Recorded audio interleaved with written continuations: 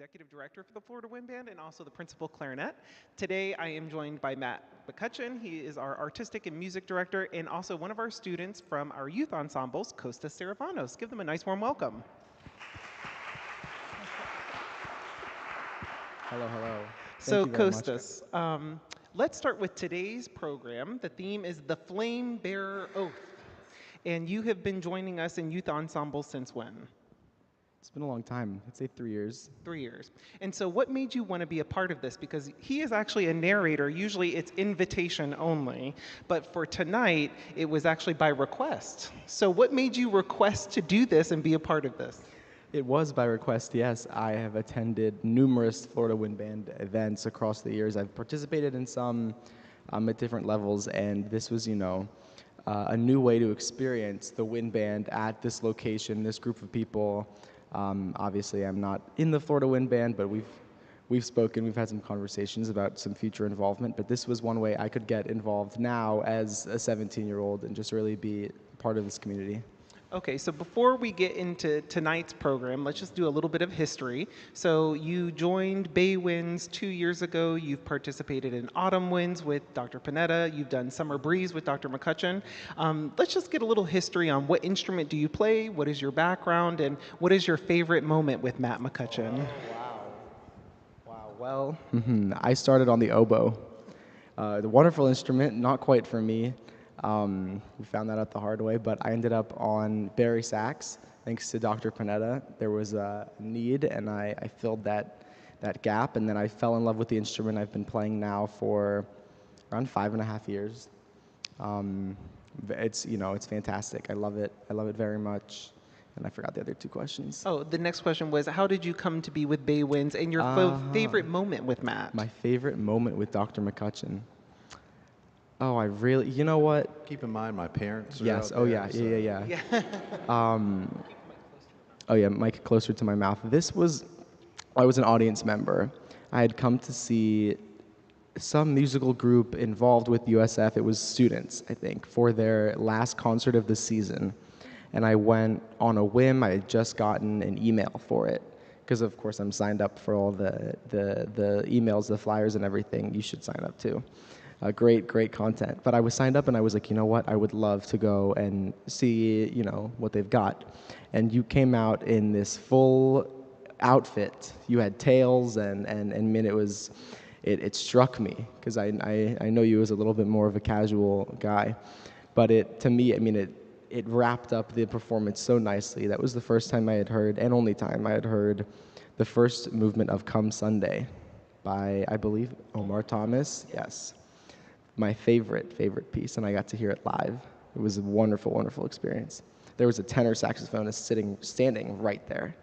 It was sat right in the front. It was lovely. But that's my favorite all-around moment with these people, this organization.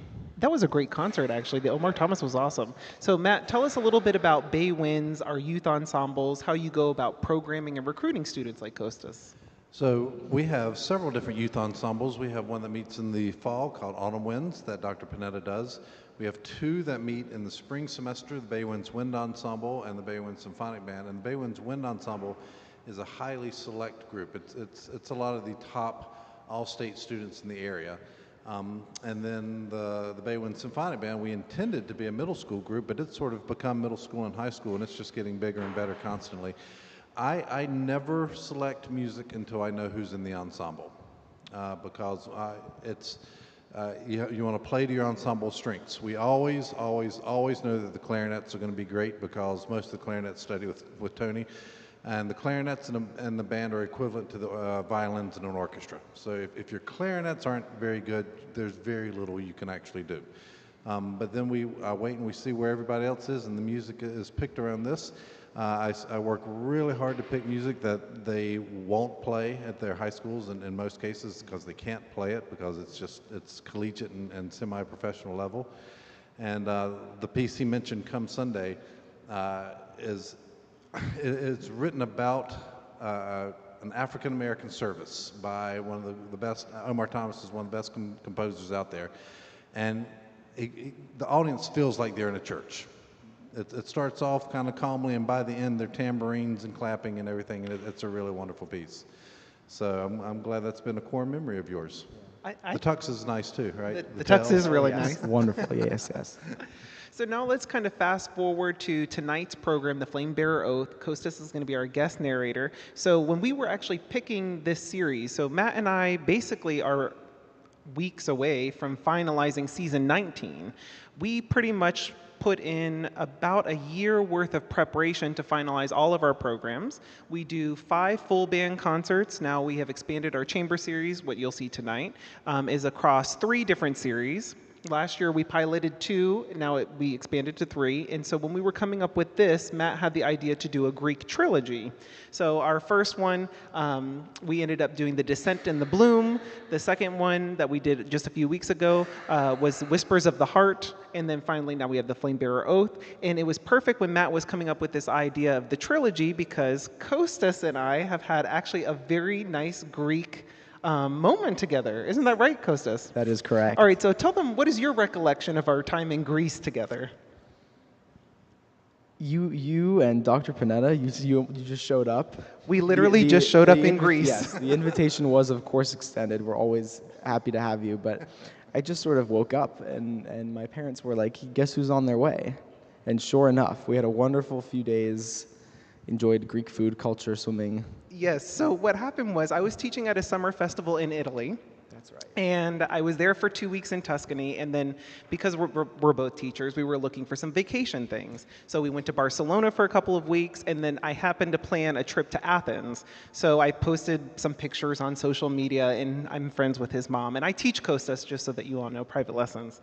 And so Maria texts me, and she's like, "Are you in Athens right now?" And I said, "Oh, yeah." And here's a picture of us at like this trolley getting some Greek sandwiches and things. And she was like, "Okay, we're going to send you a taxi and you are going to take it to this place," something in Greek, I have no idea. And then she gave me all these instructions, and I was telling Brian, I don't even have Wi-Fi, I don't know any of the words that are coming on this message, but the Google Maps says that we need to go here, so we're frantically trying to find this ferry boat. And then I'm telling you, it is like a scene out of Mamma Mia, and we are sitting on the shore, and then all of a sudden we are on a ferry for 2 hours. And so exactly like Costa said, 2 hours later, Brian and I take this ferry on over. We get off the boat. There's 2 very, very well-dressed Greek men in tuxes, basically, in Were they wearing suits. tails? Not tails. Oh, not so impressive. And they come up in a Mercedes black car, and they're like, the little sign, Negron Panetta. And they don't speak any English. And I was like, okay, Brian, we're getting in this car. So we hop in the car, and then another 45 minutes, I think, and we get to Charistos. And so this is the little island where his family is from, and they have a house there and lodging, and it's this beautiful island. And sure enough, there is Kostas, and he is greeting us. He, his mom, dad, sisters, and they take us all out to dinner, and we got to spend really 3 of my, probably a highlight to my life, best days in Greece. They took us out on a boat, and we had this whole excursion. So Matt, when you were telling me to do this Greek trilogy, I was like, wow, this is fresh in my brain. And so then I told Kostas about it, and that was really how you decided that you wanted to narrate. Yeah. All right, so you've been through the script, you kind of got to do a little sound check. What are you most excited to experience at tonight's concert? I'm excited to experience it all the way through. I'm excited to speak into a mic. It makes me sound a lot more sophisticated and professional.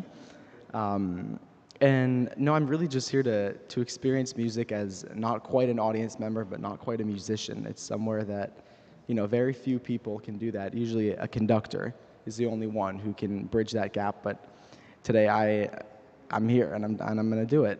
And really, your voice is perfect because you are from Greece, and this is about yep. Prometheus. So really, Yep. you're bringing the fire tonight. I'd like to think so. And for the record, the conductors do consider themselves musicians. Most are. Most are. Sometimes they give up the snare drum. Isn't that right? That's Oh, wow. Okay, so Matt, tell us a little bit about, for the audience so they know, we go into a year's worth of planning for concerts like this. We came up with this idea of the trilogy. This is the closing of tonight's concert. Just tell us about our process. What do we go through? Well, we start with a blank slate. This is the 3rd season, 4th season of this, and we literally sit down, sometimes over email, sometimes together, and say, what sort of stories do we want to tell? Do we want to use Aesop's fables? Do we want to, because the whole idea for him started with the Christmas story at Disney, and the Candlelight series. And the idea of intermixing music and text is really appealing. And we have found that audiences really enjoy this. Sort of the days of just going and just listening to an hour and a half of music are becoming fewer and fewer. And so having a story to put it through is helpful for all of us involved. Also, it gives the musicians a little bit of downtime to reestablish themselves. So it's beneficial for everybody. And we just toss out ideas, and I'll toss out a bunch of ideas, and Tony will say no to all of them, and then finally we'll come up with something. He says, maybe, and I'll go, okay, I got it. He said, perhaps we can do this. And so we decide on the stories, and then we go back and we research the story, and is it a children's story? Is it a Greek myth? Are there some parts we need to rewrite? And at that point in time, Tony then determines what ensemble it's going to be, and he's had everything from a genuine woodwind quintet. He said a woodwind quintet when the saxophone was replaced by, the horn was replaced by a saxophone. He did a reed quintet reed quartet. And then he puts all sorts of music and picks. But the really remarkable thing that I hope everybody understands is the caliber of player that you're about to see perform are as just about the highest that you're going to see anywhere in this area. They are extraordinary musicians. They have done all of this on one rehearsal, which means that they come really well prepared, because in a group like this, nobody wants to be the weak link, and there are no weak links. And so as you watch them play, you're not just watching one rehearsal. What you're really watching is a lifelong devotion to their art. We don't think about the times that they started taking piano at age 6, and the clarinet was squeaking all the time, and that's how they get here. And so we all get to enjoy the fruits of actually many years of labor, not just one rehearsal. Well, I love that you talked about the devotion of students beginning at age 6, and we're carrying all the way through to the Wind Band organization, because the Florida Wind Band actually houses students like Costas all the way up to retired professionals, professionals like myself who are active in the career, and we pretty much have this entire life cycle of what we embody together. So one of the things that I also think is super exciting, so now this is just one of those little cliffhangers that I'll give us, is that the Florida Wind Band started as a community ensemble with the dream for it to become professional, and next season, our board of directors and our fundraising efforts have actually made that dream a reality. So starting next season, all of our musicians are going to be compensated as professionals, which means that we really are the leading wind ensemble, not only here in Tampa Bay, but really second one leading in the nation. So can you give us a little bit of background about the Dallas Winds and what we mean by professional wind ensembles? So when he says that there's only one other professional wind ensemble, there are community bands all over everywhere. And a community band can be anything from people who haven't played their instrument in 30 years and put it out of a closet, to people who are very much like this, professional, semi-professional, who get together semi-regularly to play. The only full-time professional wind bands in the country are the military bands, and there's several of them. The premier bands in Washington, in fact, I just 2 nights ago saw the Marine Band play, and they're stunning groups. And there are several really fantastic community groups across the country, but there's not funding for it. And so from the very beginning of this, 18 years ago when John Carmichael started it, the goal has been, and you can define professional in a whole bunch of different ways, a lot of different ways. One of the main ways is you are paid to do this, and the goal has been to move us from a group of volunteers into an ensemble that is paid for their lessons that they took, and the weekends they gave up, and the band concerts they attended, all so that we can do all, just like this ensemble performs on one rehearsal, the full ensemble performs on one rehearsal. And this has been a goal for us for a very long time, and we're just about there. And it's really, really exciting. Now, can you give us a little sneak peek, just so we have a little cliffhanger into season 19? We are almost done with the planning process. We've got one more meeting scheduled. We've got our budget finalized. What is something that you're excited for our audience members to be on the lookout for season 19? Our very first concert of season 19 will be right here. It is the 4th of July concert, and it is celebrations because we are celebrating the 250th year of the country, and we are celebrating the centennial of this church. And better than this, it is on the 4th of July. We've done a whole bunch of 4th of July concerts on the 27th or the 2nd or the 3rd, and this is the first one that we're actually going to do on the 4th, and we're really excited about it. So that's how we're going to kick off the season in July. In fact, on July 4th for the first time. That's actually really, really exciting. So there's more information that you can see on our website by visiting us at floridawindband.org. If you're interested in joining our family of supporters and donors and knowing what your funds are going to, we have recently received the 2026 Platinum Transparency Award from Candid, so you can rest assured your investment in us is one that is very safe. So without further ado. Could I say one final thing, please? Yes. I talked about the starting lessons at 4 and then taking them to lessons and sitting through band concerts and whatnot. And I would like to introduce you to two people who did that for me. My parents are here. They live up in North Carolina. They have been following us online and watching all the concerts for years and years and years. This is the first time they've been here in person. My mother is a pianist and made me play piano. I started on clarinet in the 4th grade in a little town called Red Springs, and I did it because my father played clarinet in college. He gave me his Bundy clarinet, which I think was worth about like $75 or something along those lines. And I was a clarinetist until 7th grade when we were playing percussion on parade, and the drummers couldn't play it.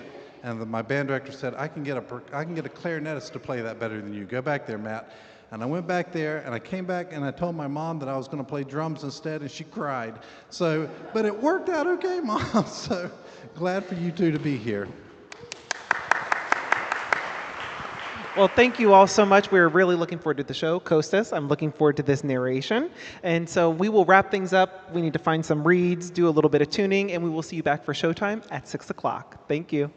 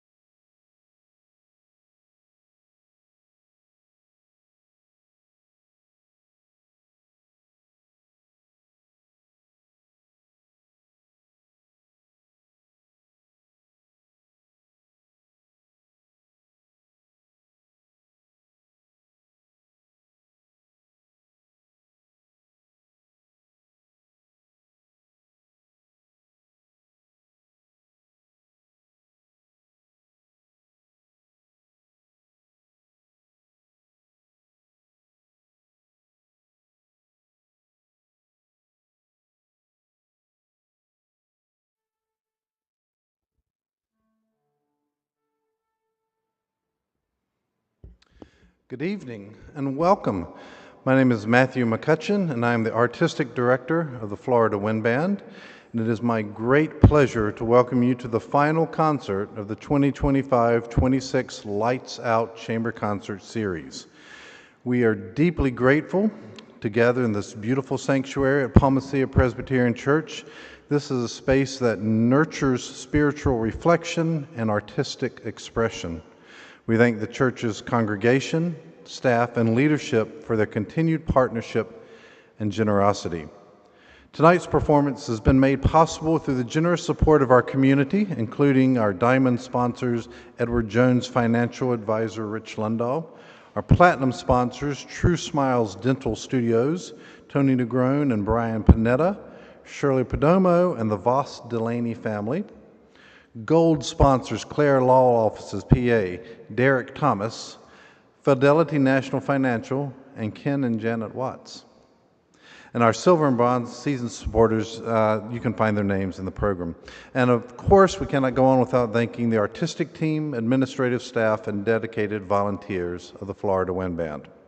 Most importantly, we thank you for being here. We know there are a lot of other places you could be in, a lot of other things you could be doing, and we really appreciate you choosing to spend the evening with us.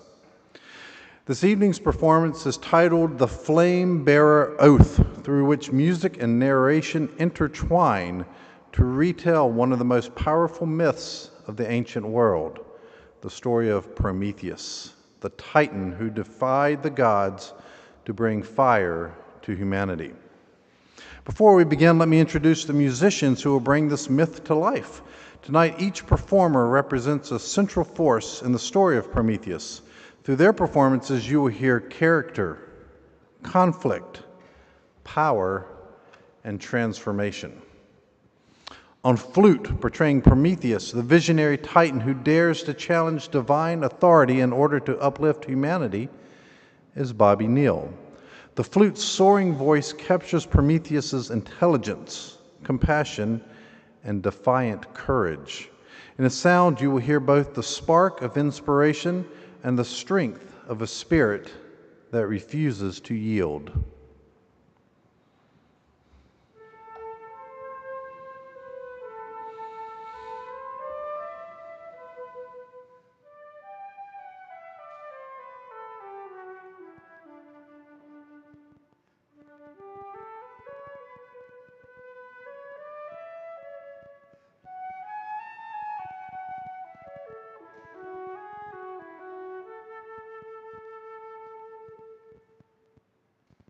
On clarinet, portraying Zeus, ruler of Olympus and guardian of divine order, is Tony Negron.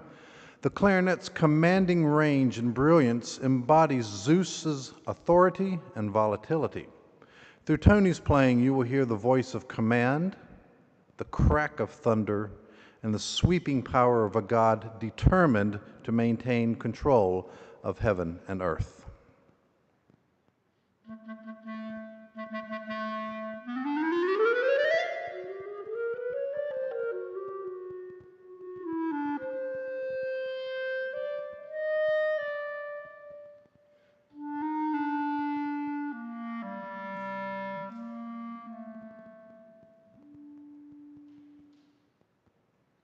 On oboe, representing humanity, is Dawn Hardy.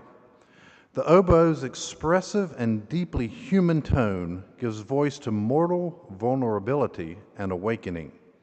Through Dawn's playing, you hear curiosity, fear, hope, and resilience, the fragile but powerful spirit of humankind discovering its own potential.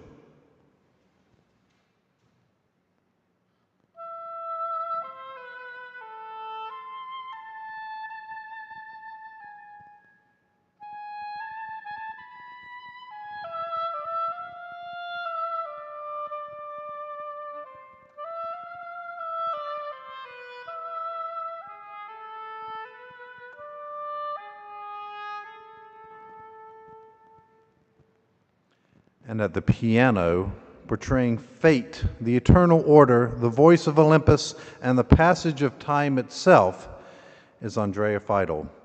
The piano anchors and surrounds the ensemble, shaping the world in which gods and mortals move.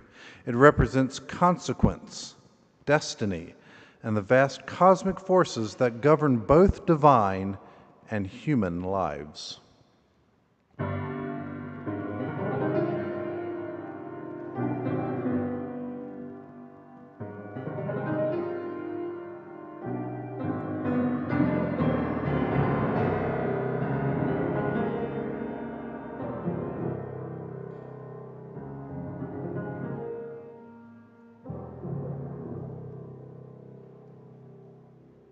To guide us through this journey, we are honored to welcome tonight's narrator, Kostas Saravanos.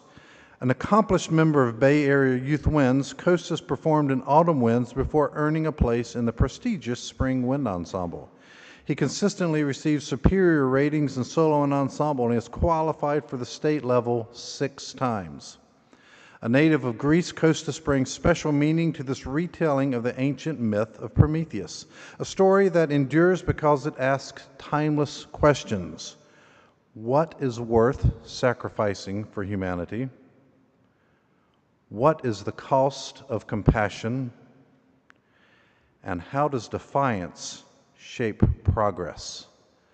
Please join me in welcoming Kostas Saravanos.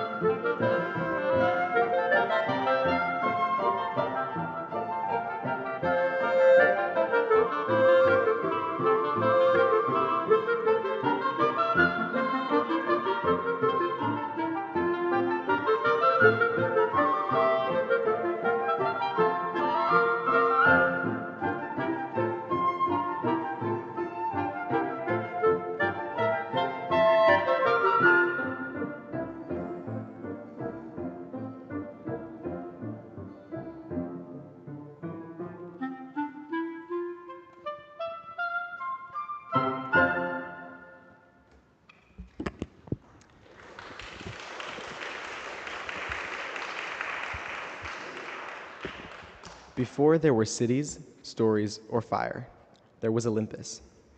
High above the mortal world, the gods ruled in brilliance and certainty. Lightning obeyed Zeus. The seasons moved at divine command. The earth lay quiet beneath them. Among the immortals stood one who watched the world below with different eyes, Prometheus, a titan of foresight, a thinker, a creator.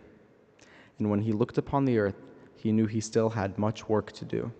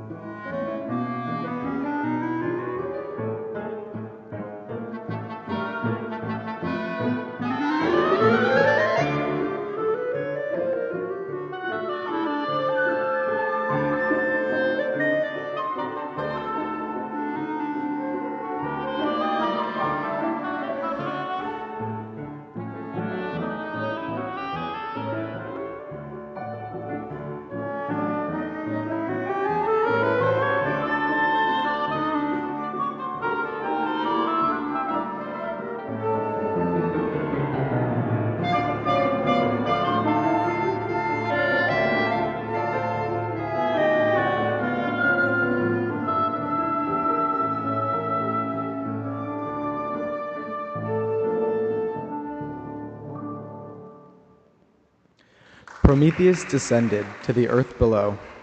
From clay and river water, he shaped figures in his own image, fragile, imperfect, mortal. Athena breathed life into them. They opened their eyes. They felt sunlight. They heard wind. They learned to stand. Humanity had begun. But when darkness fell, fear and suffering followed. They had life, but they did not yet have fire.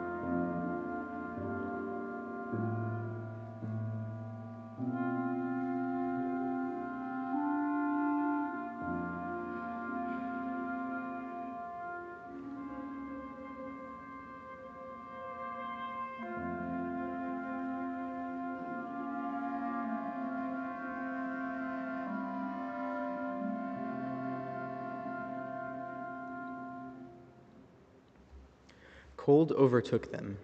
Winter came without mercy. Nights stretched long and unbroken. The beasts of the wild hunted in shadow. Humanity trembled. From Olympus, Zeus watched. Fire was divine. It belonged to the gods alone. In flame lived power, knowledge, transformation. To give it to mortals would make them dangerous. To withhold it would keep them dependent. Prometheus saw their suffering, and in that silence, he made his choice.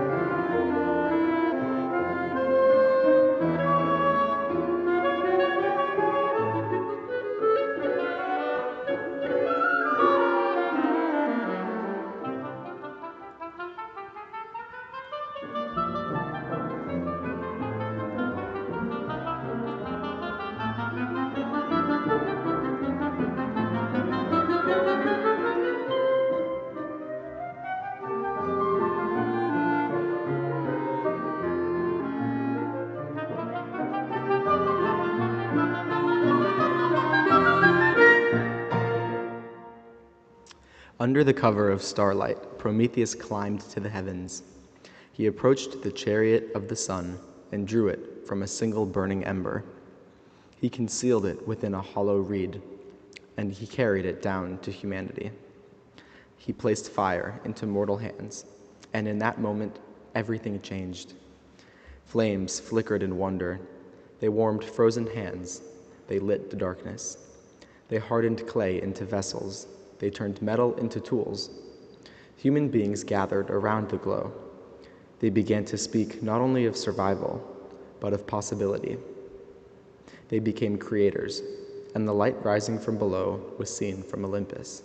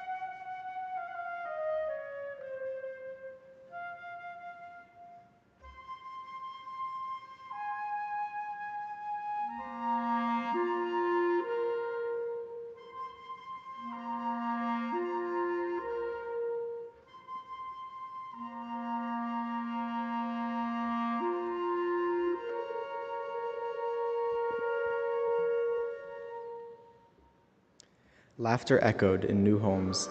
Children danced in the firelight, exploring the gift that Prometheus had given them. Fire was delight, invention, and the first small triumphs of imagination.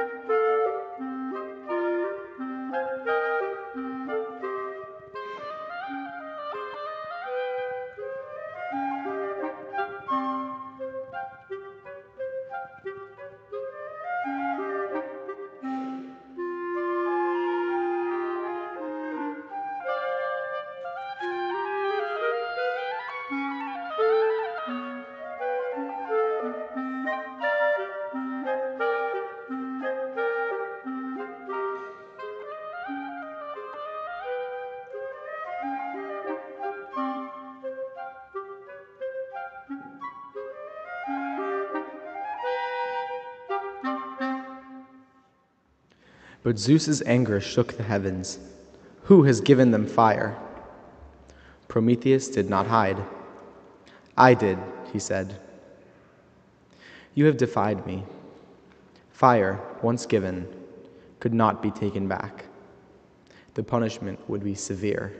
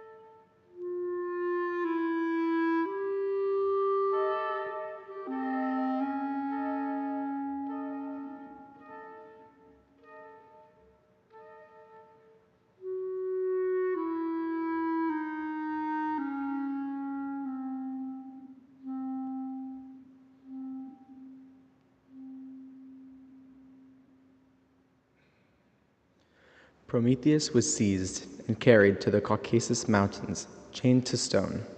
Each day, an eagle descended, tearing at him. Each night, he healed. Each dawn, the cycle began anew. Yet below him, humanity burned brighter, dancing, creating, and carrying the flame forward. Even in torment, his courage inspired the world.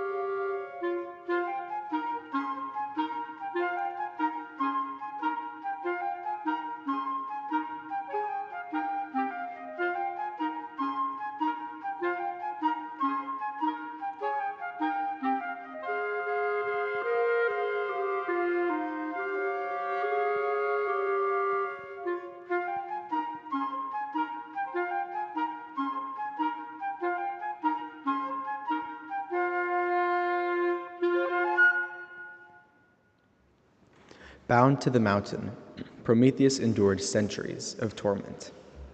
Each day brought pain, each night brought healing, yet even in chains, his gift lived on.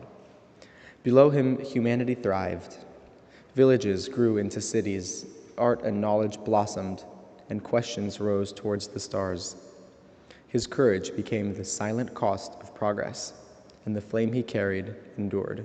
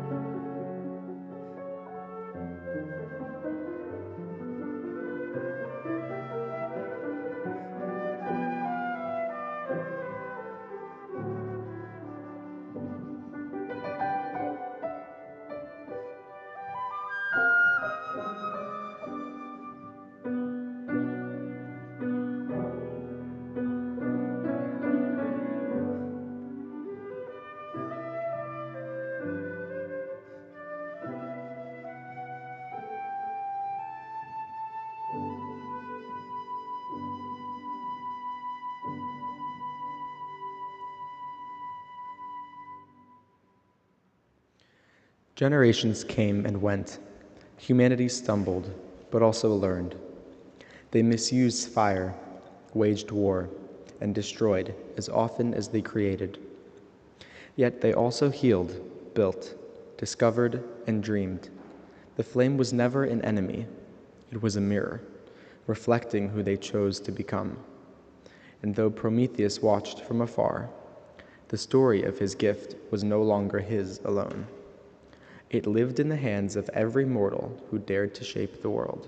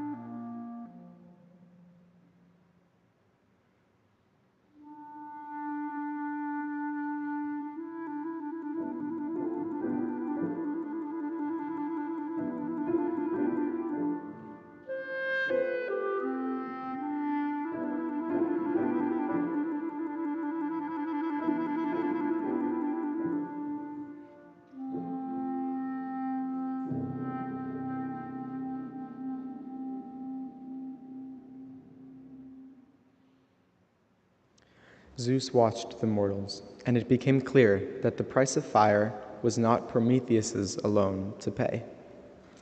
Wanting to neutralize the advantages humanity gained from fire, he ordered Hephaestus, the god of fire and craftsmanship, to mold the first woman from clay. Her name was Pandora.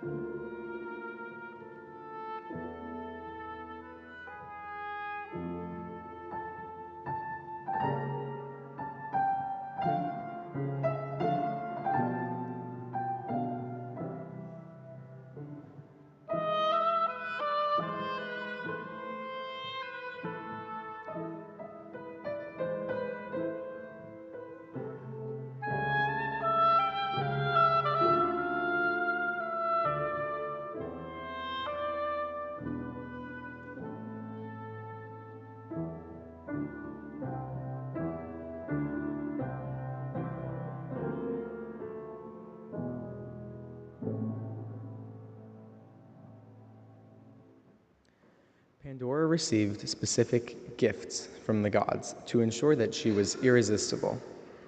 Aphrodite bestowed upon her grace and beauty. Athena taught her crafts, such as weaving, and Hermes made her deceitful and insatiably curious. Pandora carried with her a pithos, or large storage jar, which Zeus instructed her never to open.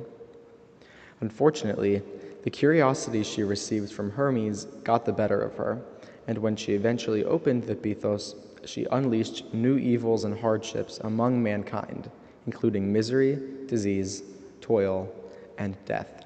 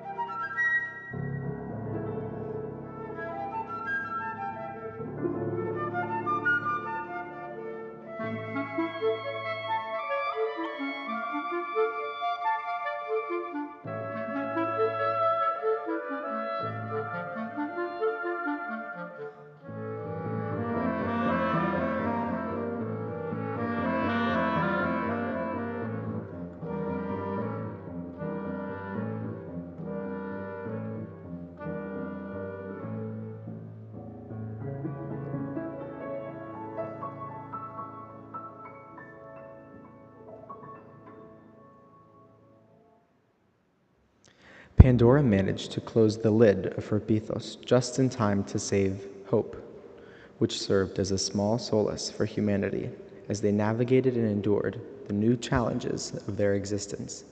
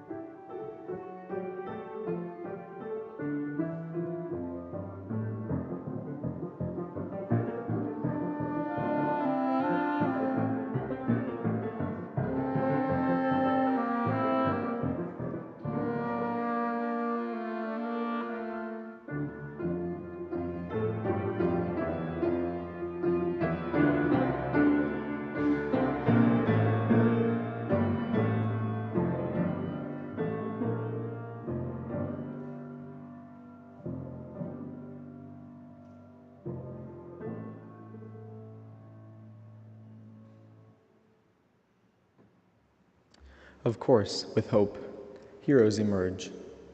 And one day a hero climbed the mountain. He was Heracles, the half-mortal son of Zeus. With one arrow, he struck the eagle from the sky, then used his godly strength to shatter the unbreakable chains forged by Hephaestus, and Prometheus was freed. With his own son now serving as Prometheus's liberator, Zeus allowed his release.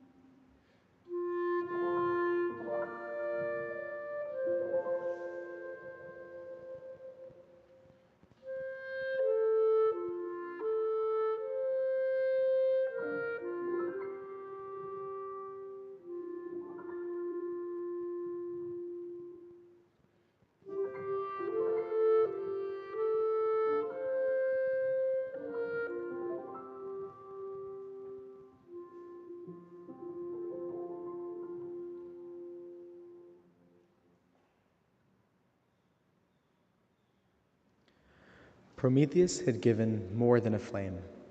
He had given responsibility, for fire does not decide its purpose. It warms or it destroys, it illuminates or it consumes. The power is never the question, the heart of the bearer is. And so, the story is not about rebellion alone. It is about stewardship. It is about courage. It is about what we choose to do with what we have been given. Each generation inherits the flame. Each generation decides how it will burn. Tonight, the flame is no longer on Olympus.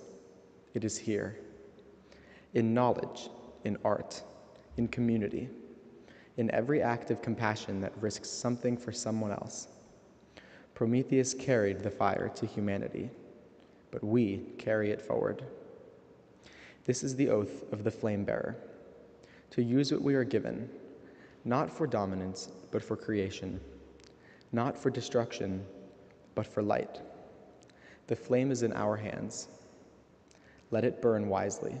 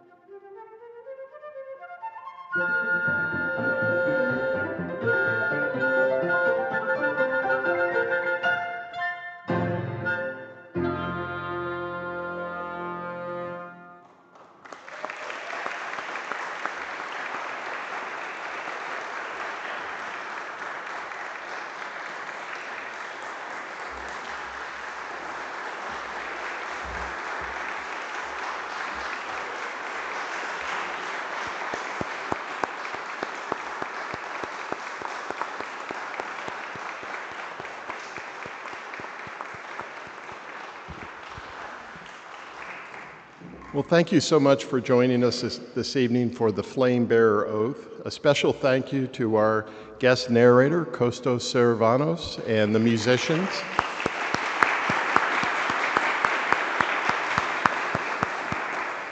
Who brought together the myth of Prometheus in such a moving and stirring way. And we have a special thank you for you.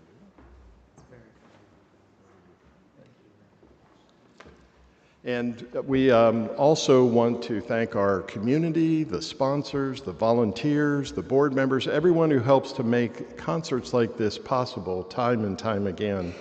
If you'd like to also continue supporting the Florida Wind Band, we ask that you join us at thefloridawindband.org. You can stop by and visit us, volunteers and board members, at some of the tables in the lobby and chat, or also look at considering making a donation, large or small, whatever, to help keep live music like this and storytelling continuing across our community.